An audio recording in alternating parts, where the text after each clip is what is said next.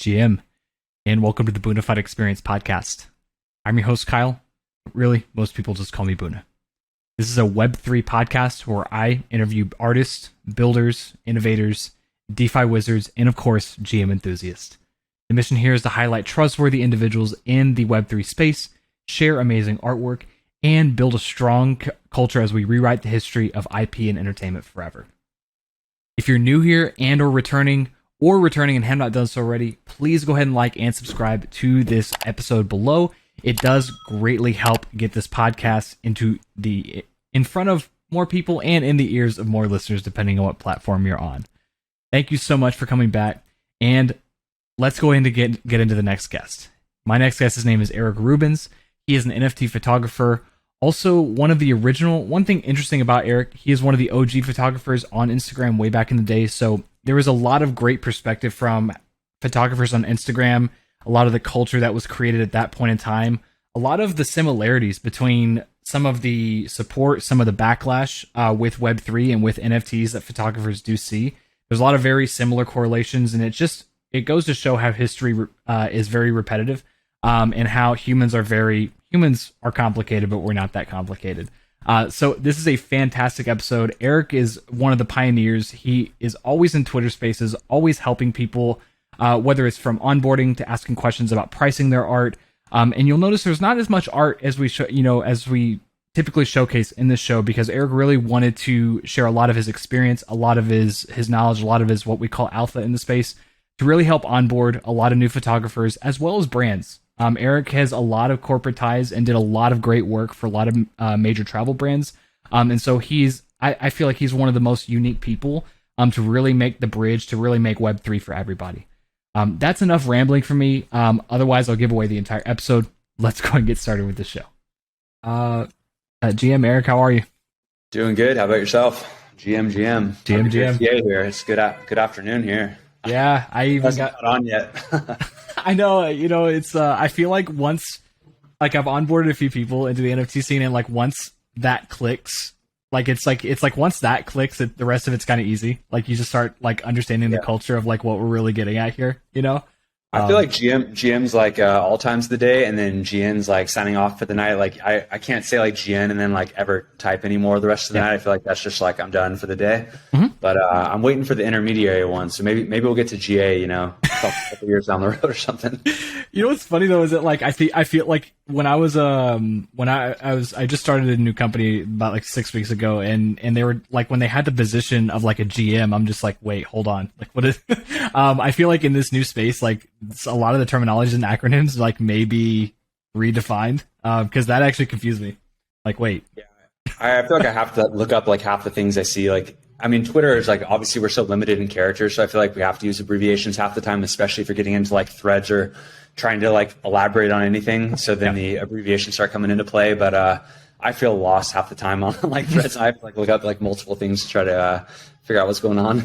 Yeah, man. I'll tell you, the best part of it, and you actually just posted a thread about this. But it's it's there's no one who's gonna shun you for trying to explain that. You know what I mean? There's no one that's gonna be not welcoming around, introducing you and onboarding you into this culture that we have here. You know what I mean?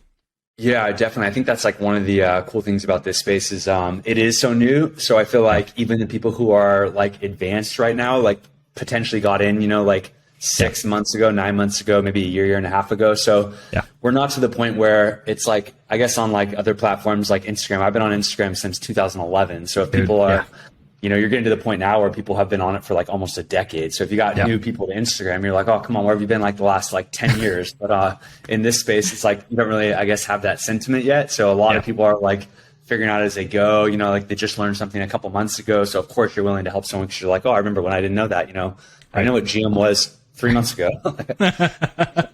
But everyone is overall a lot more willing to help people learn and kind of catch up to speed. And I think that's one of the cool things is that it's just moving so quickly, but there's not really that attitude of oh, I can't believe you don't know this yet. Right. Because when you look at the amount of wallets on OpenSea, just for not even counting all Foundation, Super Rare, any of the rest of them, compared to the global population, you're just okay, this is still really new, and that's not even active wallets. They could just be wallets, they could be burners that So you factor even less than 400,000, I think it was when I last looked, like, and it's just like, wow, like, that's a pretty small percentage. You know what I mean? Yeah, compared to like any other platform like out there that's kind of established itself. Yeah, I mean, like if you put it into perspective of that versus like the other social networks. I mean, I know it's not a one-to-one comparison, but sure. I think that like gives you a fair kind of look into like how advanced we are at this point and how much we're still like kind of forming and like taking shape as a community and as like a tech and just kind of innovative group as a whole. Yeah, man. I mean, that's one of the best things because I come from my brand was built in the gaming content creation world, to where like Twitch, YouTube, like FPS shooter content. And I'll tell you, man, like it's one of the space is so incredibly different because here it's incredibly welcoming. Like we're brand new. It's always welcome.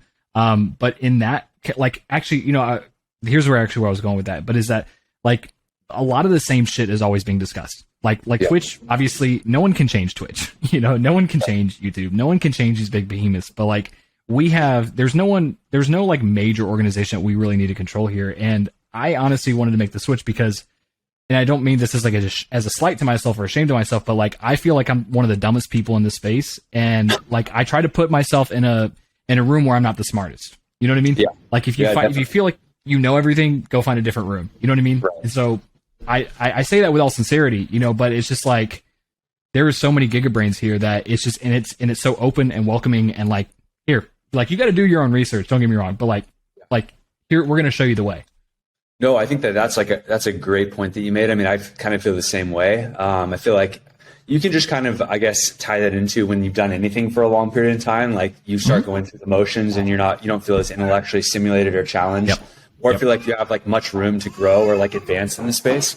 I mean, like I said earlier, like I've been doing photography and focusing in terms of like my business around Instagram for close to 7, 8, 9 years now. So in terms of like advancing myself in that space, of course, you can always take on like new clients and Instagram may introduce a new feature that might change your business like 5%. But at the end of the day, I'm always kind of just like respinning the same strategy or the same campaign or, of course, I'm going to a new destination, but I'm kind of just doing the same thing that I did somewhere else. So I think in terms of like breaking into this space, like you said, there's just so many new people, like new, incredibly smart, like kind of advanced minds that I never had exposure to in the last place. So you just feel like you're in this entirely new like canvas that you have to paint with, and you start approaching like what you're good at in like a completely different light.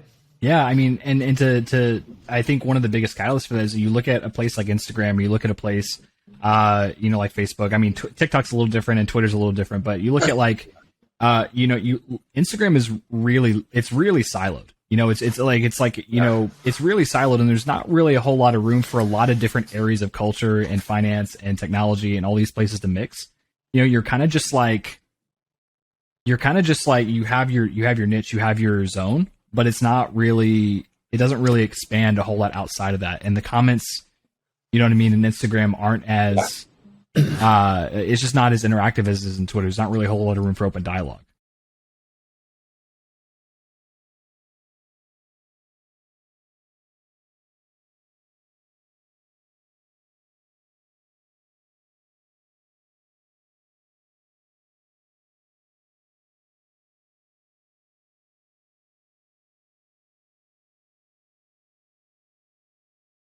Yeah. So no, I think the point was, I think, Twitter is such a more conversationally driven platform. So Instagram, like it's always just really hard to dive into those more intellectually stimulating conversations, right? It's such like a media driven platform. So even if you post a great photo and one that you're incredibly happy with, you can share a little bit in the caption, of course, but you're going to get a lot of like cool picture, like nice shot, and like maybe a question here or there, but you're never really going to dive into like that much of a philosophical debate. So I've really enjoyed using Twitter to be like more introspective. I mean, I use all the platforms for like a very specific purpose, right? Like I don't give up on one of them. They're all play like a key role, but just in way different ways. But Twitter for me is like a great mix of the intellectual stimulation that I like getting into important conversations with the community, but also having like an avenue to share content in some capacity.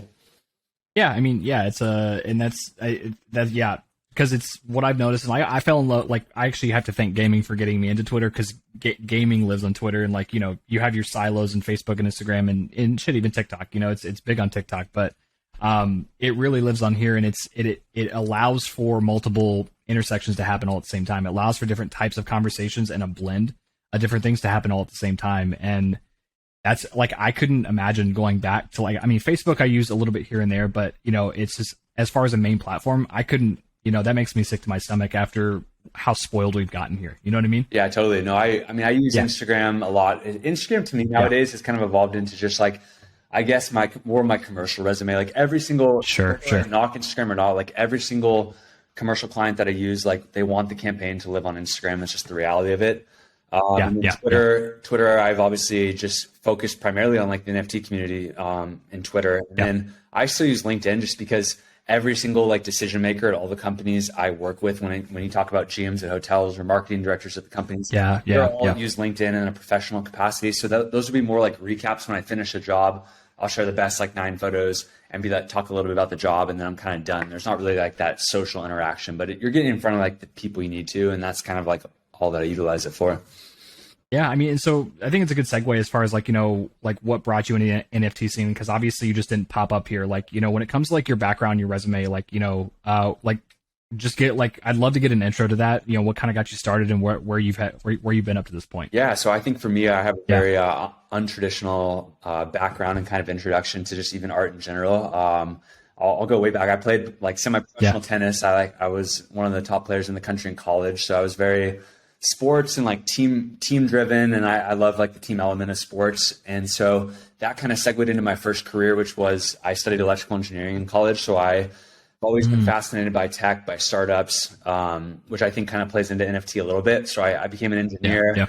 And my introduction to art was I was looking for something to do every single day after I got off work. So I would drive to the beach in San Diego literally every single day and take capture the sunset. And I thought it was so cool that the first thing I could do, like after I took that photo, was share it on Instagram. And this is like right when Instagram was coming out. So there wasn't really like a strategy or like an end game plan for why I was doing this. It was just kind of like a cool new piece of software. And I could share a photo and some guy in Europe would write like, "Oh, that's epic. I've always wanted to visit San Diego." And I thought that was so cool because I would never have like an opportunity to interact with that person if it wasn't for Instagram. So in the beginning days, I'm talking for like 3 or 4 years, I shot every single day with no goal in mind. Like I was growing followers and stuff, but I never really had like a vision for what that would matter, like how it would play into down the road.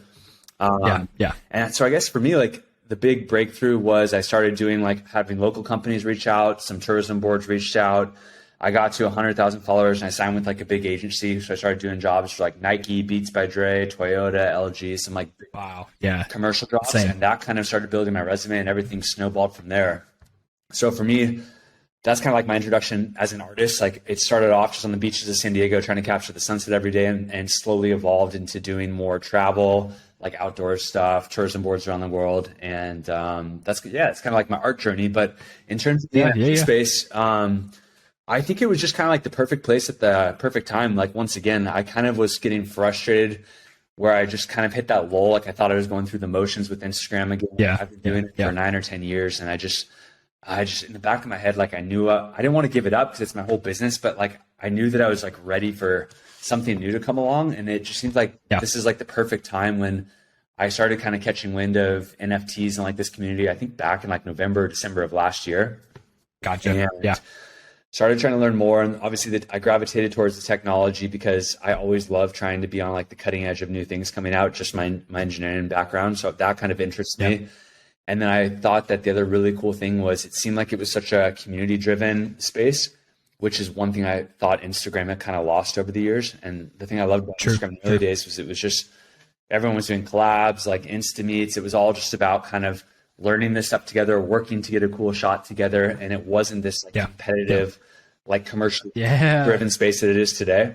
So that was like the thing. I was like ready for something new. And I didn't just take a leap of faith, like quit Instagram and just jump into the NFTs, but I thought it was like, I saw a lot of the familiar faces there who I trusted, like people like Dave Krugman, who are great community builders in like the early days of Instagram, Jay and Silva.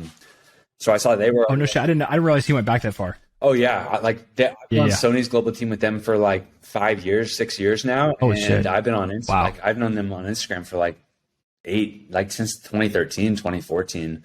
like Rubens, all those guys. We were all on Instagram back in like 2013, like early days. So dude, those are all like kind of like OG Instagram people with me. So seeing that they were kind of like jumping into this community was like the merit that in my head, I was like, okay, like they wouldn't be doing this if there wasn't something to this. And so that kind of made me be more committed to it. And yeah, I just jumped in. Like I wanted to learn a lot about it before I did anything. So January, February, March, I was all in Clubhouse rooms all the time, like on Twitter. Like started transitioning to like 90% of my time on Instagram to like 90% of my time on Twitter. The transition just started to happen. And then it's kind of just led up to where it is today now, where I'm just like in Twitter spaces all day. Like most of my time spent on talking to people on this platform that I really like didn't use too much until like, you know, like end of last year. So it's been crazy. It's kind of just flipped so quickly for me. Yeah, man. I mean, it's funny you mentioned Ravi and Jane Silva, because I actually found Ravi Silva and Kath and Ben. I found them all through Photo. You know, that's the Photo Fund that they created, and that was like my first. It was almost like even though Deez didn't plan on this, but it was like a Deez sales cycle. Like I spent enough time in Deez's rooms, and then he had all these photographers on, and he's part of Fractional, and then photography came into the space, and I'm like, holy shit, man! These are some incredible shots. You know what I mean? Yeah, no, it's cool. It's really interesting. Just kind of going on that journey with other people. I mean, I've been introduced to a few new photographers just through the NFT space, but for the most part, I would say like 5 out of 6 or 7 out of 8 of the photographers like I know just from. It's a small community. I mean, it's really hard to be a photographer. I mean, the market's incredibly competitive. So I think the people who have had a little bit of longevity in the space, who have lasted, 5, 6, 7 years, like I would have come across him eventually. So it's nice having those like familiar faces and like a little bit of familiarity when you're jumping into a new community. I think, and you bring up a really good point though. Like you mentioned, like, a lot of the Instagram OGs, like especially I'm going to zone it into the photography community here. Cause it's like, it's really wild to see someone who's brand new to, I guess, photography. The NFT scene definitely changed the way I look at photography. I always appreciated photography, but then once you introduce the aspect of ownership, it allowed me to appreciate it a lot more. Once that happened, and I think what's most interesting to me is how fast this space moves. And like, if I'm looking at either of the people that you mentioned's, profiles on NFTs, it literally from the outside looks like you just came in here and dominated. But what a lot of people don't know is that decade of history on Instagram and doing everything to lead you to this point. You know what I mean? I just wanted to really bring that up because I think that's what a lot of people don't see. Yeah, and I don't think it's like a rite of passage. Like I always tell people, like I don't follow my Instagram following too much on Twitter because, of course, like I like to pat myself on the back because it took me so long to get there. But it's massive. It's huge. I don't think it's like a shoe-in for like, hey, this is why I should be successful in NFTs because I have 500,000 followers on Instagram. It's more of like, I guess the way I would utilize it is like, it's a justification for like why I think when someone's investing in me, it's like a proven track record of like, hey, I'm not going to jump in and jump out. Like I'm willing to do something for years and years and years on like a daily basis to like find success in something if I believe in it. So I'm not gonna, the trust factor's already there. Yeah, I'm not going to love you. I'm not going to jump in, make some money, and like jump out of this community. Like I know what it takes to build a community. I know what it takes to answer questions, to be responsive, to be like relatable, and that's like something I kind of utilize. Like at least my proven kind of track record on Instagram when I come to this space is like, hey, I've been doing it a long time, and I'm going to be here for a long time if I believe in something. Yeah, no, absolutely. I think that's it's a great thing. And really what I was wanting to highlight is like this, it's hard to like look, because this space moves incredibly fast and a lot of success is always happening all the time. And so it's really easy to like get in this mode of like, wow, like why am I not achieving success, or why am I not getting to where I want to go? I mean, with me personally, like I'm still figuring out like my little rhythm in this community of like, what do I have to bring to the table? And right now it's talking to people. I'm really, I enjoy that, and it's a thing I've always done. So I wanted to bring that up because like I've been in a lot of spaces. I've heard some of the newer photographers are like, well, they get really down. It's really easy to get, discouraged in this space, but it's like, look, like just because and this is something else I wanted to highlight is just because it's easier to do it doesn't mean it doesn't make anyone entitled to just have this instant success. You know what I mean? Is really what I wanted to drive home there. Yeah, I think that it's the same thing on Instagram. I mean, I get a lot of people who think that there's just like a shortcut, like you get a lot of followers and then, you find success. But I know a lot of people who have a lot of followers who don't get a lot of jobs, and a lot of people who don't have a lot of followers who are insanely successful. So I don't think that translation's like one-to-one. And I also think that just because like NFT space is new to all of us. Like there's going to be people who find success who you may not understand. I think that there's a lot that goes on like behind the scenes. And I think that it's such a relationship driven platform. Like you just don't know who's kind of connecting like in great conversations, like in the one-on-one, you know, in DMs or something like that. And really just finds like resonates with the photo. And then there's a big sale. And a lot of people on the surface just might be like, how did that happen? But I think like, you just can't really know what goes on behind the scenes. So like a lot of the time you might be jealous or like not understand something or just like, I don't know. I just think that you can only worry like so much about factors that are within your control. And just be happy that like, I keep telling people like every time that there's a sale, it's like a win for the community as a whole, because the opposite of that is like no one's selling anything. And that's definitely not good for us. So the fact that like people are selling their work, collectors are like happy to find photography or cool art pieces and invest in it. Like every time that happens, it's like a big win for the whole community. I think so too. And because what's interesting I see that is that like there's people like me who, you know, I always, you know, with physical art, of course I appreciate it. I have like, you know, I love Alex Gray and I love like, you know, my concert posters and that, you know, I enjoy having the physical pieces. But, you know, when you introduce the aspect of digital ownership, that was a part of me I didn't really know that existed. Like that I wanted that. I'm like, wow, I mean, even though I don't have the bags yet, but like, am I a collector? Am I like an up and coming collector? Like, is it, cause there's a lot of things that like I've never thought about until this space happened. And it opened the door wide open for, okay, what does Kyle really like? You know? And it's just a wild space. And I never looked at photography in the same light as I did before. And I'm like, wow, like I want to collect all the art. I want to collect all of this. And it brings everything to the table. It brings everything to the surface. And it's not like a this or that. It's like something that I'm really bullish on is like this and that. Like, it's like, there's no or in this community. And it's something that like, I think it's really hard for people to wrap their head around. I think it's really cool that you can, there's a lot of different investment approaches, right? Like you can invest in an artist because you think he has a great future ahead of him. You can invest in someone because you think that they just have like a great story and you want to be a part of that and help them build on that. Or you can really connect with an art piece and think that it's, you know, incredibly unique. And I think that's like the key thing that's different than Instagram. So on Instagram, you can go to like the common spots. You can go to, you know, everyone goes to Banff, or everyone goes to Bali, or there's obviously like Yosemite, these spots that are just iconic photography. And you know, if you're going to go there, you're going to get those great Instagram shots. You're going to get a lot of engagement on those.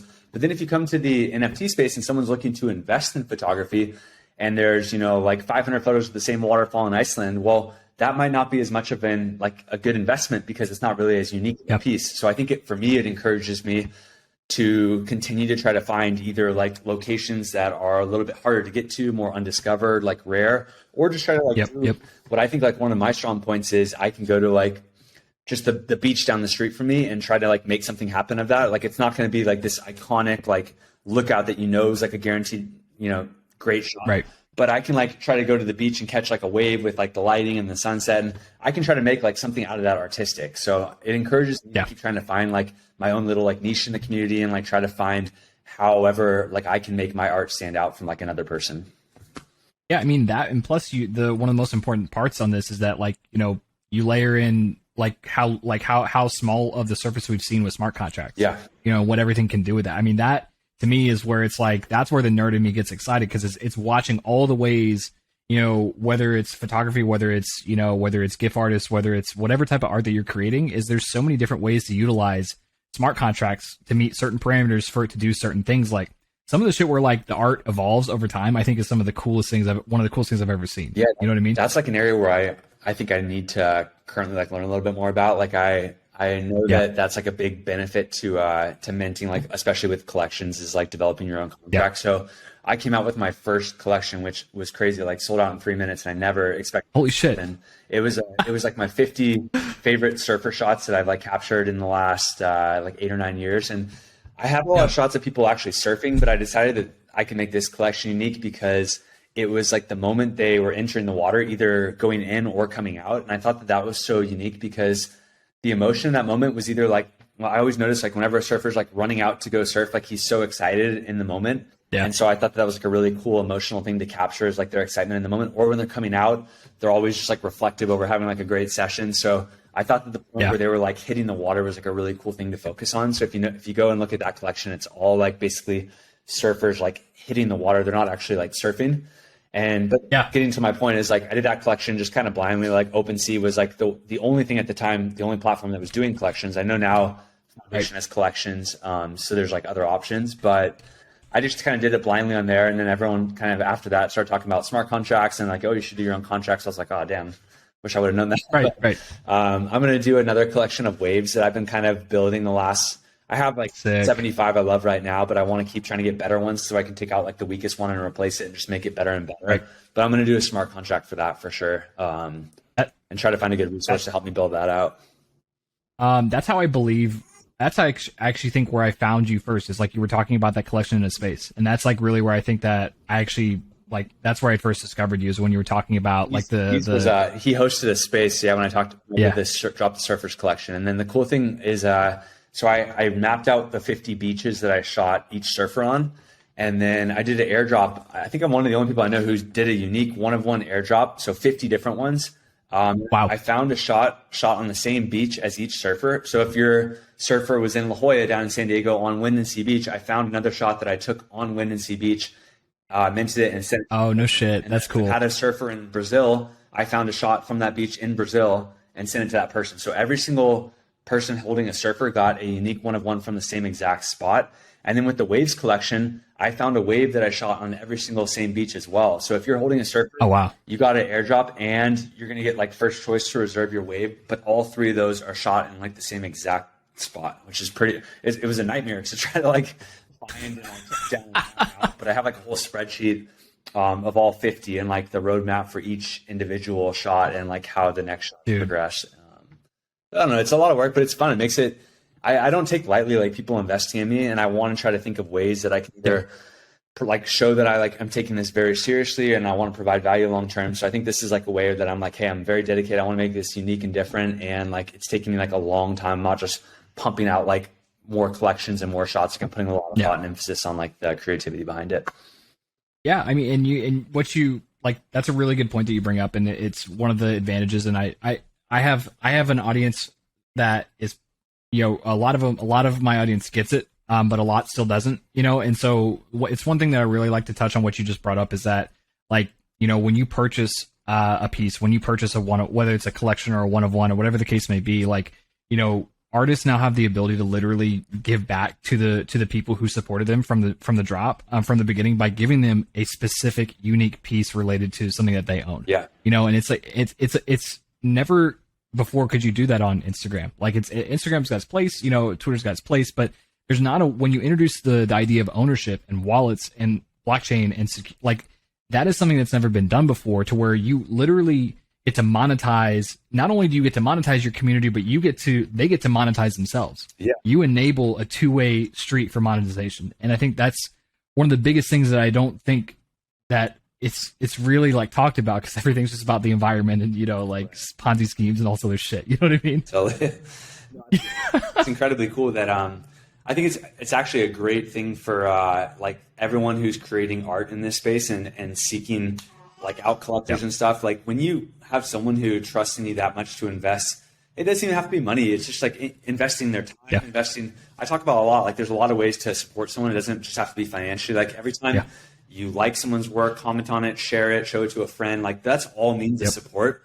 So I think that it's like a great question I always try to ask myself is, how can I like give back to the people who are supporting me? So if it's someone investing like money in me, of course, I have to try to think of like bigger things that I can give back and like say thank you and like ways that I can long-term show that I'm appreciative and I'm a good investment. But if it's someone who's even just like, I always see them liking and like interacting with my stuff and like sharing it, then like I can be a great resource, maybe like educationally, like knowledge, like if I ever see them ask a question, make sure I answer it. So there's lots of ways to give back. There's lots of ways to support, and there's lots of ways to give back. And I think that's a cool thing about this space is those relationships are happening so much more frequently because Twitter is so conversational that you're seeing a lot of the kind of back and forth that didn't traditionally happen on some other platforms, or it wasn't as easy to facilitate.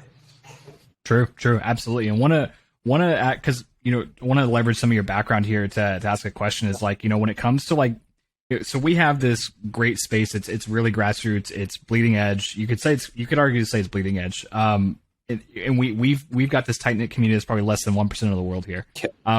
Speaking of, if I'm like putting my money where my mouth is, like, this is not an or culture. This is an and culture.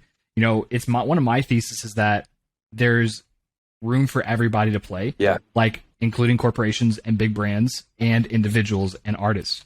What is your, like, when it comes to like onboarding, like say, like, let's just talk about behemoth like Nike, you know what I mean? Like what role do you see them playing in this space? Like that's just something that has always fascinated me. Yeah, no, I'm the same way. I brought it up in a space once with Deez. Actually, I wanted to talk a little bit about just the inevitable commercialization that's going to happen in this space, because let's face it, like where there's people and where there's money flowing around, like brands are going to come in.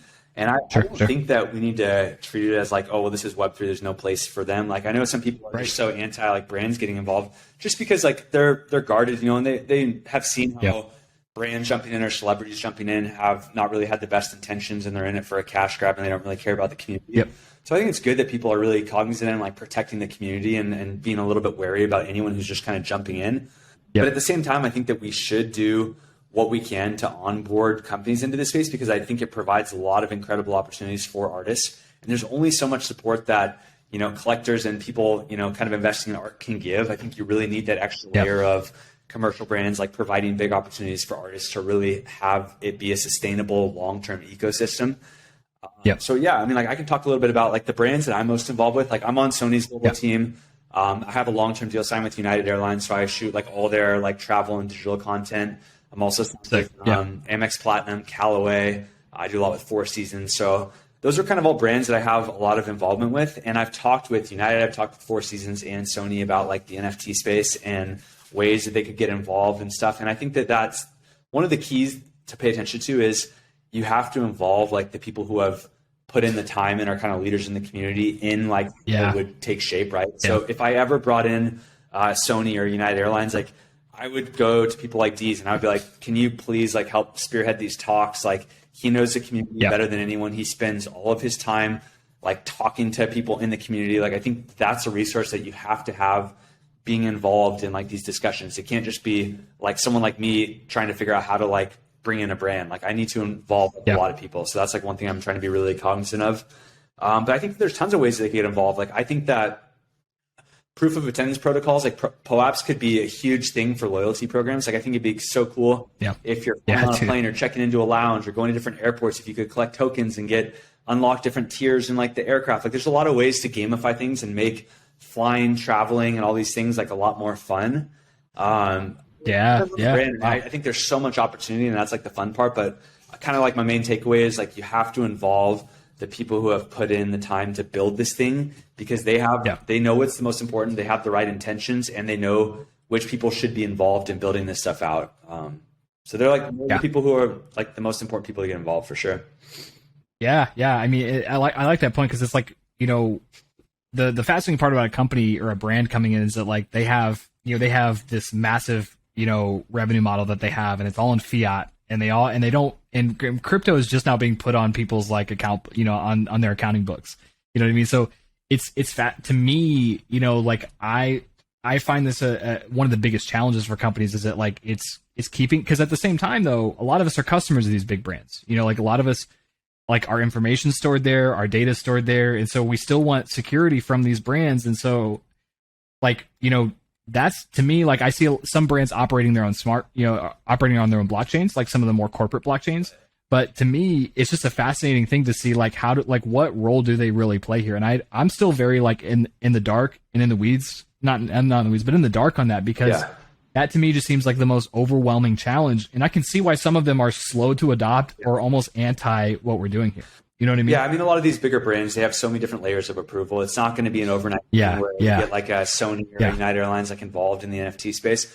But at the same time, I think that people should definitely have a lot more open mind to this stuff. I mean, we're on our MacBooks and our iPhones, like browsing through this stuff. Then it's really hypocritical, some of it. Plane to go to NFT NYC, name brand hotel. I mean, there's no way that we shouldn't try to find like a great way to involve them in the community. I think people are just very protective, rightfully so. Yeah. But I don't think that there's absolutely room for like a brand with good intentions to get involved in this space. And I think it would provide a lot of opportunity for artists, which is always a great thing at the end of the day. Yeah, I mean, I think so too, and it's rightfully so, and it's a great point that you bring up, because one thing that I've learned is that like a lot of the artists have been tying yourself to a big brand was the name of the game really until now, if I'm not mistaken, and so absolutely, I've heard stories. I've heard the short end of the stick, like, if there's a stick at all, you know what I mean? And I can, even myself, like, I've put in only 6 months worth of research in this, and I still feel very protective at times, and I haven't had years of like painful experiences with larger people stepping into space, Yeah. I mean, I would say like almost 100% of my revenue is tied to commercial jobs. I mean, I don't focus on prints or presets or any of that stuff. So I've been creating for like the last, 4 or 5 years for brands. I mean, that's what I do. I mean, of course I'll go out and shoot a lot on my own, but if you look at like my revenue as a business as a whole, like even the best shots I get down in like Laguna Beach or places by my home, like those don't generate income for me until now. Like, and now I can find like a collector who appreciates it and like wants to buy that shot, which is great. But I still think that like in order to build this thing into like a long-term sustainable ecosystem for a lot of artists, I just don't think enough artists can make 100% of their revenue purely based on like collectors buying their work. I mean, of course, there's going to be 1% of them who do, which is incredible. That's the dream, and the goal is to not have to involve companies whatsoever into this ecosystem that we're building. But I think that onboarding the right brands would build a lot more sustainability into a lot of artists being able to do this. And it can be a mix and a match, right? Like maybe you could work like on a couple cool projects for brands that are doing cool things in the space, but then you can have like 75% of your income coming from, collectors buying your work. So it could be a good balance between the two. It doesn't have to be, it could tip the scales. One or the other type thing. I think it could be like, you can kind of, bounce back and forth between whatever the opportunity you find. Yeah. I think that's the fascinating part, is that like we're so far ahead of everything like right now. And we're like, a lot of us are in the weeds, and so there's like one thing that like actually, it kind of like solidified my onboarding here is I watched a podcast with Gary Vee and Jimmy. And Jimmy was like, NFTs are like, think of like NFTs as like say you're the Goonies and like you just like found the hidden treasure, except instead of gold in the treasure chest, it was your imagination from 20 years as a child. It's like that's what NFTs are. And so like I feel like it's just like this magical candy land of imagination, and a lot of that imagination is being transformed into stability, financial success, infrastructure, and it's really, really cool to see where things could go. But I think one of the biggest challenges, and I speak for myself included, is that like you still have to onboard the rest of the entire world to this, and like by the time you get to that, we may not be alive by the time we get to the imagination that we really want it to be. It's a lot about perspective. Yeah, I think that you could build a really interesting case study just off like the PFP projects. I mean, I think that those are kind of, actually, I kind of relate it to like coming out of COVID, where we lost a lot of like community. You haven't been able to see like your family and friends as much. Yeah. And those were just really cool ways to be like a part of a community right away. I think that obviously we have like a little bit of a sour taste in our mouth just now that every single animal has been cranked out in the last like 9 months. And now there's hundreds of those projects. But I think in the beginning, you can point to 5, 10, 20 of them that might have, a great feature. And I think that's like so cool that you're able to jump in and join this little community and be able, sure, of course, make money at the same time. But I think that over time, it's going to become a lot more of like, you have to have like a legitimate like plan. Like, what are you going to bring to the community? Like, why is this special and unique? I think those have kind of already like left a little bit of, like I said, a sour taste in people's mouth. But I mean, I think it's really cool to be in like Bored Ape Yacht Club. I've made some great friends there. I have a cool cat or two. Like, I've made some great friends and like artists in that space as well. But I'm trying to focus on like the ones that have like a clear vision and like, I don't want to call them like the blue chips, but I mean like the ones with like an established track record who like they're going to be here for a while. And like, it seems like they have great community members. Like, if I only have so much time in the day and like I want to dedicate like a lot of it to my art, like my collectors and the people I have relationships with. So like if I'm going to jump into these other communities, I want them to be like just as equally serious as I am. I'm not going to like bounce in a month and like not be around. Yeah, I mean, it's funny you speak of the Bored Apes because like I didn't, I was a little late to the train. Right when Bored Apes were coming out was right when I just entered in. Like I was onboarded by Beeple's like massive sale, and I was in that clubhouse room on the Good Time show where they had like Metakoven and Troubadour, and you had like Blau, and you had all these, just the energy in that room was unbelievable, and it gives me goosebumps just even talking about it. But when Bored Apes came out, like that was like right around like month 1 for me, so I was still not even at the point of investing. I was still just learning. But my way of being onboarded into the Bored Apes was by being involved in projects that Bored Apes have created, like Jenkins the Valet, with Myth Division with Ramon, I mean, those are some of the two most incredible products that or projects that I've ever seen. Like, you look at Ramon, he's got years of experience as like a comic book writer in the Hollywood scene. Like he's been doing this before. This is just a new medium. Yeah, so cool to see like what each person has utilized, like the community or like this project to run off with. Like for me, I have my own like kind of little art stream, and I haven't really like, I guess, used my ape like in that capacity to kind of break off and have like an ape out in the world capturing sunsets or something like that. But yeah, I guess you just never know. I mean, I have one that I love, and I just think it's cool to be a part of the community. But yeah, it's like kind of what I'm hoping for in this space is like, it's another way to reach new communities and people who you probably wouldn't have had those interactions with, which, like I said in the beginning of the call, is like why I gravitated towards Instagram in the first place. I met photographers I never would have met. I met people who loved art and travel who I never would have met. And I got to meet a lot of cool brands and like people working at companies I never thought I would work with in my wildest dreams. So this is kind of an extension of that with a different technology and a different medium. But it's kind of like the same philosophy at the end of the day, right? It's like meeting new people and like having these new things that never would have happened, but also like trying to figure out what I'm good at and like what I can provide and like how I can help people who maybe wouldn't have found me before. True. I mean, and just something I you touched on that. I have a very similar story. It's around gaming. It's like, you mentioned like back in Instagram, like in the 2011 Instagram days, like you had that guy from Europe comment on your photo. Like, I don't think people, like a lot of people, especially the Zoomers, like really understand like how massive like 10 years ago that actually was. I mean, for me, it was Halo. Like the reason why Halo was such a big deal for me was that it was one of the first console games online where I could plug in and play with people across the world. Yeah. Like that didn't have, we were just playing with our homies and like doing split screen with sheets to make sure you weren't screen peeking. You know what I mean? And like that just literally unlocked the entire world. And so, I mean, and you look at Web3, like the scale of where we've come from and even the past 10 years is absolutely insane. You know what I mean? And so I just come from this like really deep appreciation of like, wow, like we used to have to pay long distance to connect with people overseas. Now I have Discord calls with someone in Scotland, with someone in Ireland, with like someone in the Middle East. Yeah. You know what I mean? And in Australia, we have DMs back and forth as well. So it's wild to see a lot of this happening at this scale and just how close like this world's actually becoming. You know what I mean? It's one of the few places where I think technology is meeting like an emphasis on community, which is something that I think doesn't happen too much anymore. And like I said, like I want to invest my time into things that I think not only provide me value, but like I can give back equally. And I think that you don't see like a lot of places where people can become successful just purely by being like a great community leader and being like seen as like a person who spends a lot of time helping others.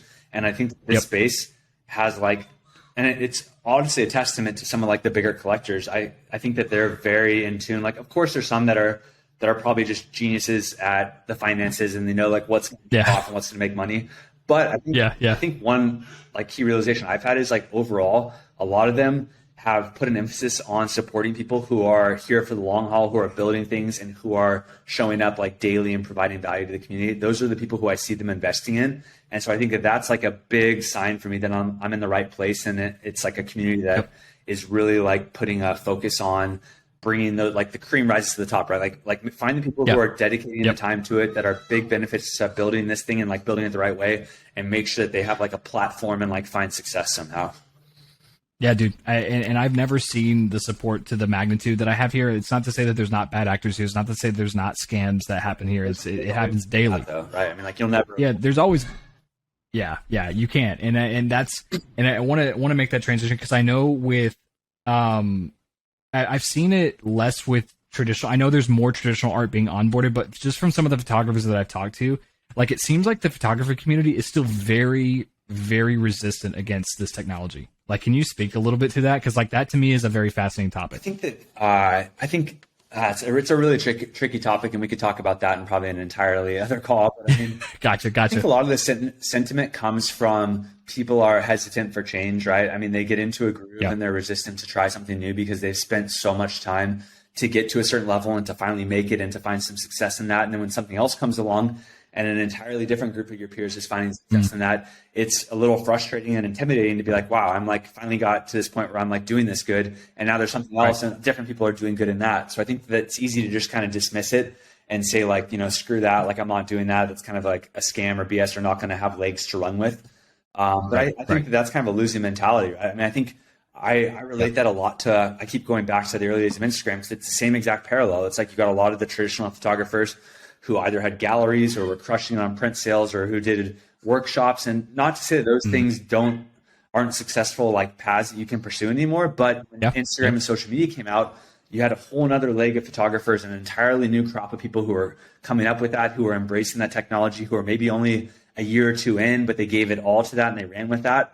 And I'm kind of in that boat as well. I just, like I said, kind of transitioned out of engineering, and I went all in with giving it all to photography and social media. And I found a lot of success in that. And I think a lot of the kind of old school photographers who had spent 10 or 20 years in the more traditional path, it's very easy to say like, that's like not legitimate, and like I don't believe in that route, and not even try it really. So I think that you're kind of finding that success or that same kind of path where a lot of these people are like finally embrace social media, finally are putting their work out there online. They're finally shooting digital photography when they've been shooting film forever. I mean, there's a lot of that. And then the NFT space comes out, and obviously this space is really not easy to just jump right into, right? I mean, like the learning curve is steep. I think that's like one thing that's going to be very challenging for brands is it's not something you can just jump into. It's going to take a lot of knowledge to onboard people into this space. So I think that's like where a lot of the negativity comes from. It's easy to kind of find like a trending article or two about, potential environmental damage, which I think is overblown a lot of the time, and just dismiss it just purely based on that and say like, all the people who are doing this are scam, photographers. So I don't think I just think the negativity is a bit misguided, and it just comes from another technology that people have to learn that they're just not, willing to kind of spend the time to do that. Yeah, I think you bring up a really good point is that like, where I struggle with sometimes is the balance of like how much to help and what's the right help to like help people get onboarded, because even if some people don't say it, you can tell some people that are just like, you can tell they're just in it only because they see through the lens of financial gains, and it's so hard to communicate that like it's an important leg to it, but it's not the entire thing. Like we're not just like staring at a bunch of, this is not the New York Stock Exchange, you know what I mean? Like, I think this is art that we're dealing with. There's a lot of kind of like memey things that happen in this space that I don't think you can explain. I mean, like, photographers like pricing their work like 69.420 and like just trying to get like kind of like that headline like catchy like sale, and if that sells, it's not going to make any sense like selling at that price. I mean, there's just like so many things that happen like that you just kind of need to be like a little bit dismissive or like appreciate the humor in it and just realize that not everything in these early days is going to be like maybe justifiable or explainable, but I think that like you just got to go into things with an open mind, and you got to try them out and like give it 100% before you be negative and dismiss things. Otherwise, I just think nowadays in the society we live in, where technology just pops up so quick and things happen and move at such a rapid pace, like if you're not open-minded and willing to try something, you're going to get left behind in something that could potentially take off. Like you see it happen every few years, something else comes up, and if you don't, give it a shot, like you might miss the boat. So might as well go. 100%, man. And I think one of the things that I've also noticed as well, I'm not sure if you've seen the same, is that we're coming from a very polished and mature Web 2. Everything's seamless, it's smooth, everything gets integrated, and then you come over to Web 3 and it's like you got to watch out for like there's new social engineering attacks. You got to understand how to create a wallet. You got to there's just so much to learn here that it's not just what you need to learn, but it's a complete radical mindset shift of you being your own custodian. I think that's one of the heart and soul, like that's the heart and soul of a lot of this, is that like is true ownership of assets. Yeah, I think it's that's also a little intimidating for people to understand. It is, protected, and you need to be like very careful and look after yourself. And it takes one mistake to lose a lot of what you've maybe spent like a year or two building. So I think that's like a little bit scary, and I think it's going to be a hurdle for onboarding some people. I mean, realistically, But I think some of those things will. I don't know how. I mean, I'm not quite on like the cutting edge of tech enough in this space or focusing on that, but I think some of those things will get ironed out over time. I think there'll be a little bit more like insurance, and I mean, there's got to be eventually, if we want to onboard like the masses into the space, there has to be a little bit more security versus like, oh hey, if you get hacked, like sorry, you just lost everything. Like it's it's bad. Like I think there's gonna be a little bit more trust in the space than just that. But in its early days, it's kind of like the Wild West. I mean, like it's a blessing and a curse, right? I mean, like the best things can happen to you, and you can also get taken advantage of and lose a lot if you're not careful. Yeah, I mean that happened to me, and I think everyone has to have their teeth cut at least one way, to figure it out because like I'm one of those people and I have no problem admitting it. Like I straight up entered my seed phrase. This is after like 3 months on a website that I thought was coming from support. So I had immediate trust and I didn't think twice. And they cleaned out my ETH, Now they didn't clear out my NFTs, but they cleaned out my ETH. And that was like one of the most violating things that I've ever felt, like because it's someone that was literally in your space that you didn't allow. But and now you could say that like I'm just destined to be here, that I got really lucky. But my fun story around that is I had enough ETH in my hardware wallet to like literally make microtransactions to pay for the gas to get it all over to the hardware wallet.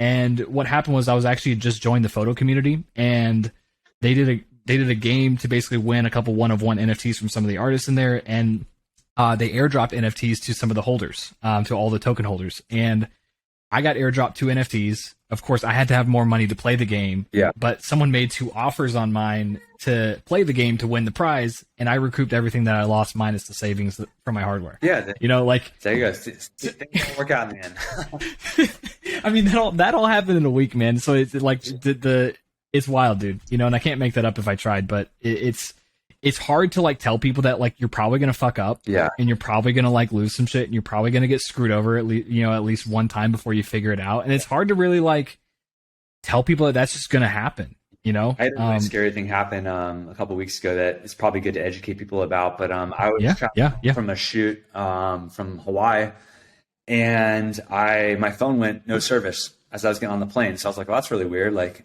I should have service in here in the airport. And I got on the plane, no service. Landed in LAX at night, turned my phone off airplane mode, no service. So I was like, this is really weird. I went on to the Wi-Fi at the airport and checked my mail. It said your Twitter phone numbers change, your Twitter passwords change, your Venmo phone numbers change, your Venmo emails change, your Venmo passwords change, Discord phone numbers change, Discord password change. So I was like, oh shit, what's happened? So I went to the AT&T store. Well, first I like wrote all those, all the platforms and got all the accounts locked. But then I went to the AT&T store the next day, and it turns out someone in Pennsylvania had gone to the AT&T store, presented a fake ID of me. Wow. SIM swapped me, so got my number transferred to their phone, utilized my phone number to log in to Twitter, to Discord, to Venmo. They must have holy shit too, but they got into all those. They changed all the details. They locked me out. That's why I had no service, because when they swapped the SIM. Wow. And messaging a lot of collectors who I was talking to, and asking, hey, I got in a car crash. Can you send me some Ethereum? Like, I want to trade my Bored Ape. I need the money. Like, I'm gonna trade it for 10. Like, can you send me the Ethereum? Like, all these like really stupid things that are like, incredibly desperate. But wow, yeah, a really bad situation. I luckily got the number back within like 24 or 36 hours, and kind of to undo all the stuff that happened. And they didn't get anything from me, luckily, because my stuff was in a hardware wallet. But it just goes to show, like, you got to be. I didn't really do anything wrong, because they presented all that and like basically faked all that stuff. I guess the only thing I did wrong was have my phone number be a login potential for like some of these platforms, which I guess is lesson learned. Like, never do that. Sure. But yeah, it's very scary how you can be a target in this space, and someone can kind of go after you that way. So I'd advise people to not have your phone number. You think that it's safe. You're like, how can anyone get my phone number? Right. Phone. But just don't have your phone number be able to log into things, apparently, because that was apparently to undo. Yeah, I mean, that's wild, dude. But I'll tell you though, like, having an experience like that, like, number one, you had taken enough precautions to where it didn't do too much damage to you. But at the same time though, like, that's not something you'll really ever forget. Every time something like that happens in your life, it's not having that going through your DM. No. So they DM people and then they delete it. So I have no idea like who they wrote or. Oh my God. So I would get a message the next day that had like question marks from like a big collector, and I'd be like, I don't know what was said. Can you like show me? And then they send it, and it was like, I got in a car crash. Can you send me there? And I was like, oh my God, I'm so sorry. Like, I already said nothing, but it's just like a bad look. And it's just kind of, like you said, it's that like violated feeling where like, it's my name saying stuff, but I didn't say it. So I have no idea what I said, who I wrote, what I asked for. And it's like this really weird, like uncomfortable feeling that you just, like I said, feel violated. So that was just not fun to deal with for a couple of days. But luckily, I feel like I'm finally back, like, to myself, and like everyone knows it's me. So a couple people were like, I know it's you now. I'm like, oh God, come on. Like, I can hop on a video call. Like, what do you want to do? But it's a valid question though, like from the opposite end, like it's because everyone's already heightened, on their end too. Like everyone's trying to make sure that they're protected and they're not, talking to someone that's not that person. Since I'm doxxed everywhere, I'm always like, I know some people aren't, so like that would be like another layer to like prove themselves. But I'm always like, hey, I'll hop on video right now if you want. Right. Yeah. And for the doxed people, like for the undoxed people though, it's like it's even more of a challenge because if they hop on a call, how do you know that's actually them? Like because you've never seen them before. Yeah, you know what I mean? Like they could use like a voice, like I don't know, emulator. Yeah. How do you know?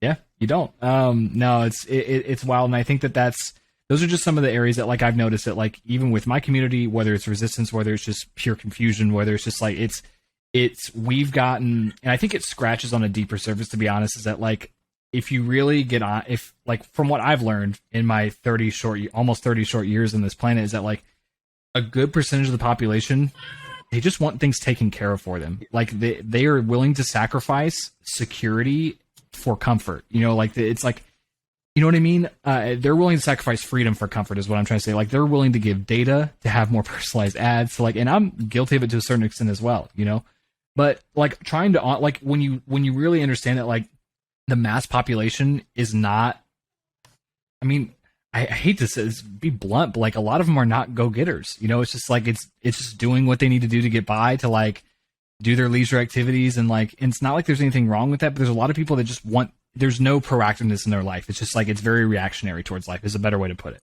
Yeah. I mean, I guess I like a little bit of kind of like shaping how my actions on platforms and stuff, but I'm kind of in the same. It's like, I focus most of my energy and effort on things I can control. So if there's to be an ad or like an uncomfortable thing that like maybe they're collecting some data from me, I'm like, I know what my intentions are, and like I don't really care if I get served like an ad that kind of creeps me out. Like I probably should care more, but I just like I always go back to this like philosophy where I only have so many hours in the day in my life to work.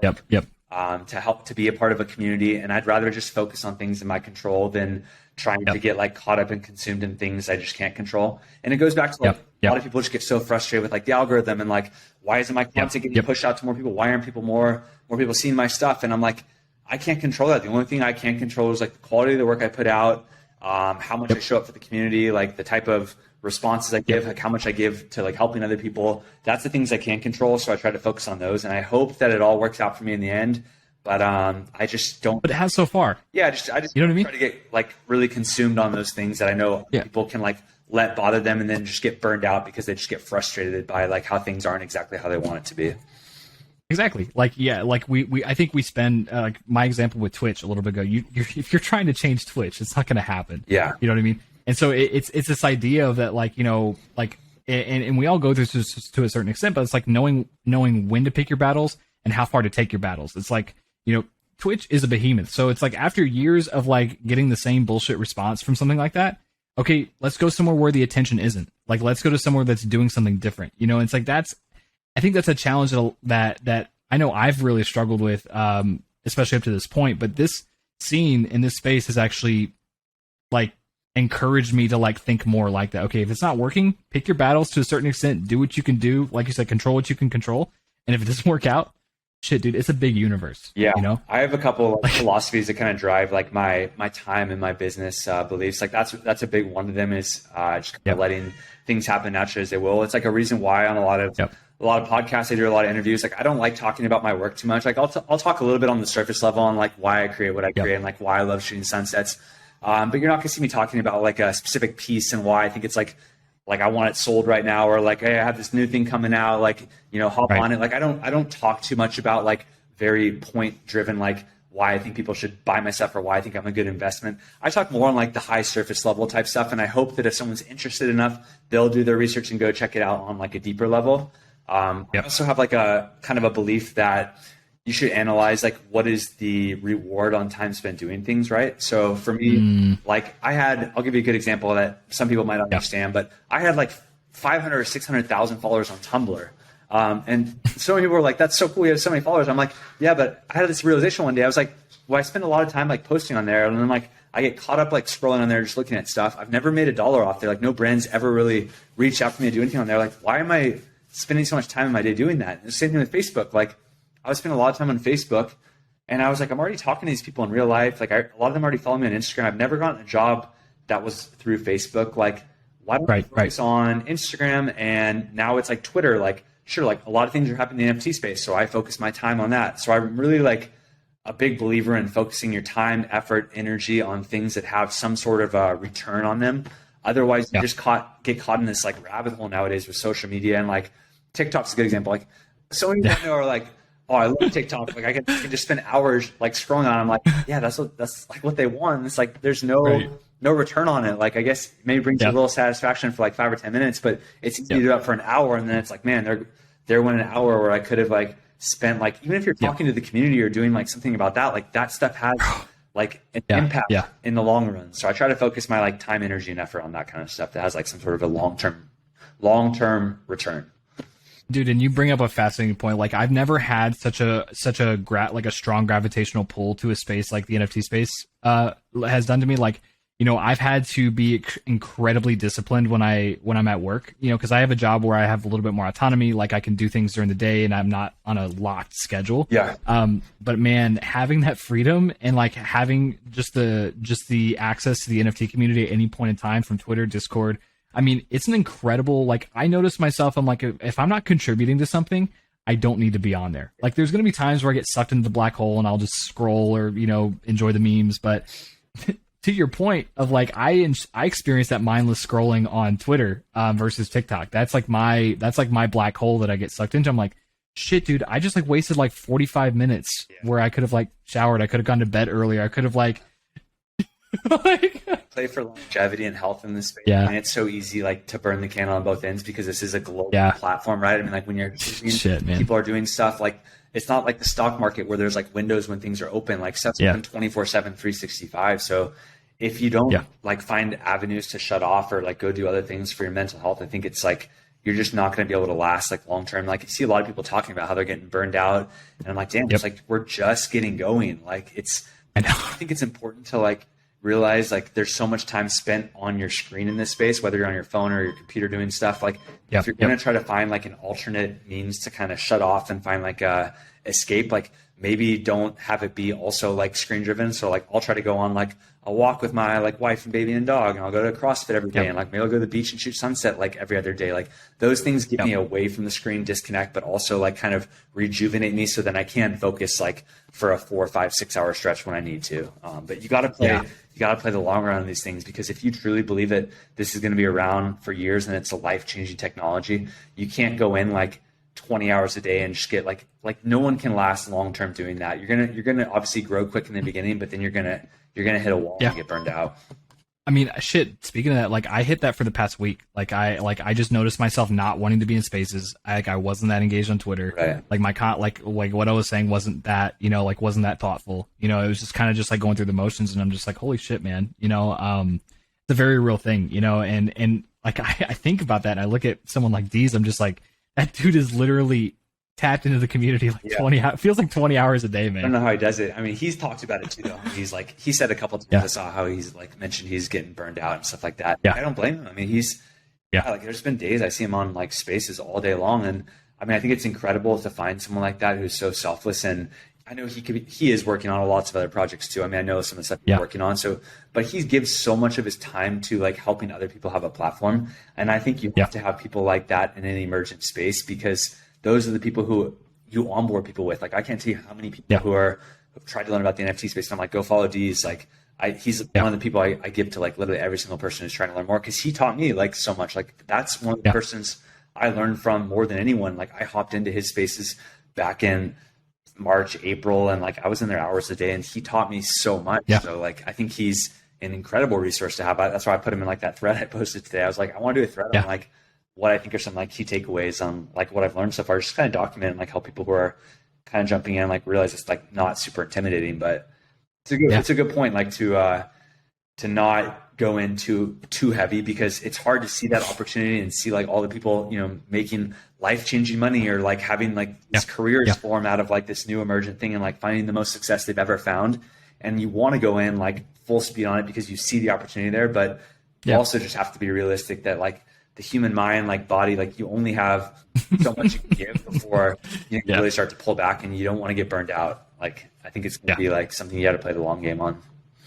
It really is, and I think that's the market, as we can see with all the PFP projects and all the all the other things. The market is not long term. Like this is a very, it's almost comedic how short term a lot of the people in this space really are. Oh yeah, I mean, it's just like if you're just jumping in like on an impulse or a whim, trying to like make some money, and like you don't really do research, like you can get burned pretty bad in this space. And it is kind of sad to see like how many projects have gotten like rugged, and how many devs have kind of jumped in, made like a crap ton of money, and then just disappeared. I mean, but that's going to happen like in whenever there's like this much money getting kind of just like thrown around, like tossed in for opportunity, people trying to make money quick. I mean that there's going to be opportunists who take advantage of that. So I think you just got to be like, do your due diligence, like invest in things that you really believe in, and like definitely do research ahead of time on things before you kind of just jump in because you saw like someone post about it or like someone talk about how like it's going to be the next big thing. I mean, I have to even get like I have to even check myself because like a lot of times I'll see D's tweet a project, I'll instantly go join their Discord, I'll instantly go look at the Mint site, I'll instantly go do this, because he's had some success, but he also has had some losses too. You know what I mean? So you just never know someone's actual strategy for why they get things. Yeah, I mean he was so early on so many things, so he can afford to miss on like 5,000 things at this point. As far as I mean, he traded me a fuzzy chromy squiggle for one of my super rare pieces. No shit. Yeah, so that's awesome. That was really cool. He got one of my first super rare pieces, and he wanted to do a trade, so I wanted like art blocks really bad, and he had 30 of them. He minted 30 squiggles at like 0.1. That's insane, that's man. Incredible. So he told me I could pick out like a fuzzy one. He's like, can't have a hyper rainbow, you can't have a bold. I was like, I understand. But that was so cool how he traded me that. And it was cool because at the time I was only selling for like around 5 Ethereum, and the squiggles were like 11 or 12. So at the time it wasn't like an even trade, but he said he like believed in me, and like my last few sales have been like 12, 10 in that range. That's sick. So I'm like kind of like in my mind, I'm like, I have to prove that trade wasn't like unfair. Like, so it's like motivation for me to like make sure that like someone doesn't feel like they got taken advantage of. And I know he would never tell me that he did, but like I love having that fire in me to like make it seem like the other person got like a good deal when they invest in me. Exactly, and I think you touched on a really great point. It's like it's not like this because we're like when you look at like we have the NFT technology, we have these great mechanisms, we have this amazing community. But when I notice like what I really look like boil it down, like when you have it layered on the blockchain, like it is literally a financial incentive and a social incentive to actually do the right thing. Yeah, like there is actually incentive for people to do. It doesn't mean like obviously like we've talked about in the time we've done, like there's going to be your fair share of bad actors, right? But the difference is that it's not that there's bad actors. There's always been bad actors, but like when you actually incentivize humans to do the right thing, and you take that element of like, what if I could get away with this?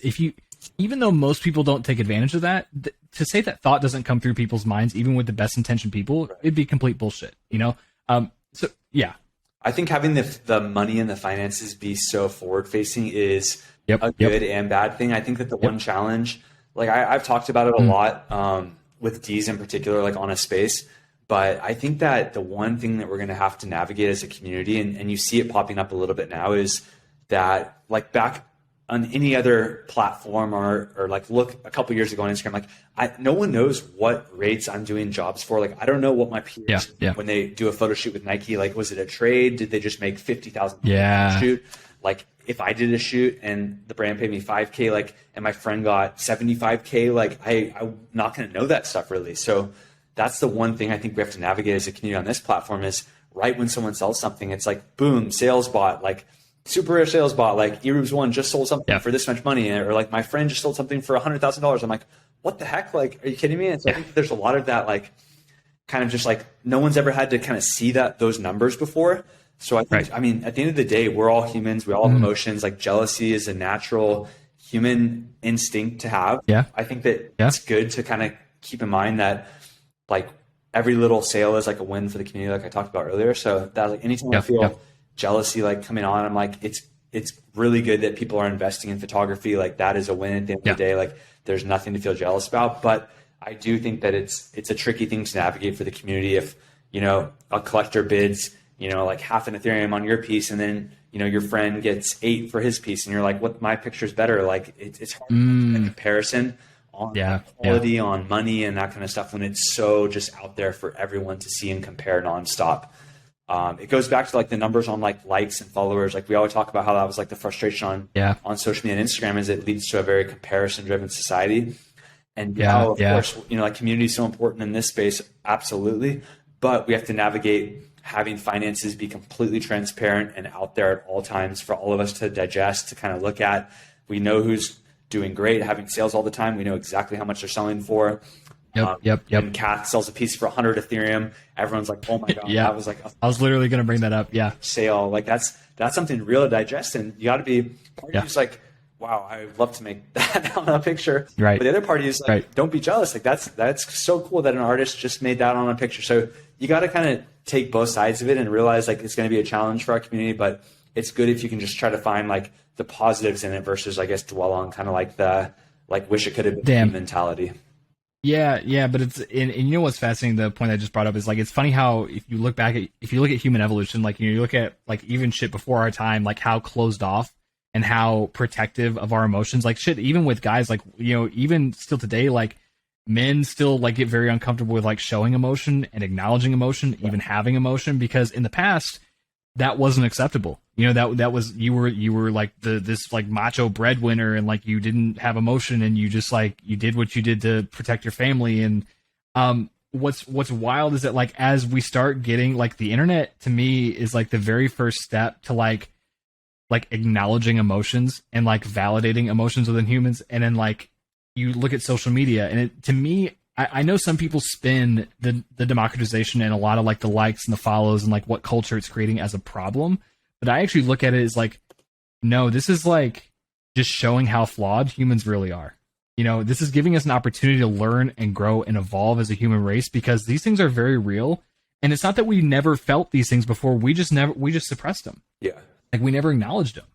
Yeah, that's definitely a good point. I mean, I think those things have always been there. And I think just nowadays, like the thing you have to realize is like when you're doing your business on any social platform or anything tech driven, there's going to be a numbers and like a metrics driven factor to it. So I don't think you can avoid that nowadays. We're a data driven society. And even though we're moving to Web3 and we have different pillars, which we're building kind of a foundation upon and different things that we're prioritizing and trying to gravitate away from some of the things that were frustrations or that we felt were holding us back in Web 2. I think that there's human emotions and intricacies that are always going to be a part of anything we build that you're not going to be able to kind of get away from. So even though you can put an emphasis in the community and say that this is the pillars that we're going to build this new kind of thing on, I think there's still going to be challenges that you are never going to really be able to get away from. It's just going to be a matter of I think being cognizant and open to those things and realizing that they're there. And trying to focus on, I guess, like I said, kind of just spin them a different way just so they kind of don't hold you back or frustrate you. Yeah. I mean, it's because you look at this, it's slamming the door even more wide open because it's the challenge of like now, because like if I tried to pitch my parents that like their bank account would be public, like no way, dude. Yeah, you know what I mean? That's like a whole other hurdle to overcome. But I think it's the same thing. Yeah, man. We talk about I see a lot of people posting on Twitter in the NFT space saying like, well, the best thing now is like followers don't matter anymore. And I'm like, well, yeah, I mean, that's kind of true. But at the same time, like you got to look at like who is getting invested in, who like collectors are buying. Like they don't care about, maybe they don't care about followers, but they do kind of care about like who they're investing in, like the reputation and like the work you have out there. So they're going to kind of care about like the theory behind followers is, of course, like how many people want to follow your career and like kind of invest in you. And there is a lot of fluff and you can have bots and stuff that make it a little bit less legitimate. But at the end of the day, I think those kind of things like fame and notoriety and like how much you're committed to something are always going to play a factor in whether or not someone wants to invest in you. And of course, some people might just buy because they love a picture and not care about the artist whatsoever. But at the end of the day, I think most people are looking at who the artist is, like their reputation, how long they've been around, how long they think they're going to be around in the future. Like those factors are still going to matter. They might just be spun in a different way or tied to different metrics that aren't sure followers, but they're something kind of similar at the end of the day. Yeah, man. Yeah, I mean, you bring up a great point, and I think we're going to start wrapping it up here. But it's like literally instead of, it touches on a few points that we've hit on earlier. It's like, before people could only invest in stock markets and then Robinhood and Cash App, came along and like now you can invest in fractions of stocks, but now it's like now people become their own independent business, and you invest in people now, and it's allowing people, it's democratizing investor, number one, like the financial knowledge that's being poured into the space is unbelievable. Yeah. You know, I've learned more about finance in the past 6 months than I have in the past 29 years. Oh, yeah. You know, Same.